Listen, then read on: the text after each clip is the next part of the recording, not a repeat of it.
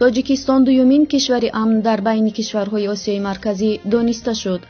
маҷаллаи Global Financing дар гузориши солонаи худ бо рутбабандии кишварҳои ҷаҳон дар заминаи сатҳи амниятӣ кишварҳо Тоҷикистонро дар радабанди амнтарин кишварҳои осиёи марказӣ баъди Қазоқистон муаррифӣ кард.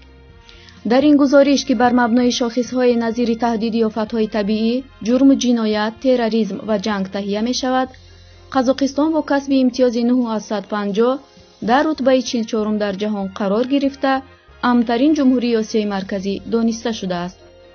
пас аз Қазоқистон, ҷумҳурии Тоҷикистон аз лиҳози авзои амниятӣ бо имтиёзи 10/148 дар радаи 68 ҷаҳон қарор гирифт. ҳамин тавр дар ҷои дуввум байни кишварҳои осиёи марказӣ касб кард. ин дар ҳолест, ки ҳукумати Тоҷикистон ҳамвора кӯшиш мекунад, ки Тоҷикистонро ноамн нишон диҳад. таҳдиди терроризм ва тундгароӣ ба кишварро аз ҳад зиёд воҳима мекунад, то грантҳои марбут ба мубориза алайҳи терроризмро аз худ кунад.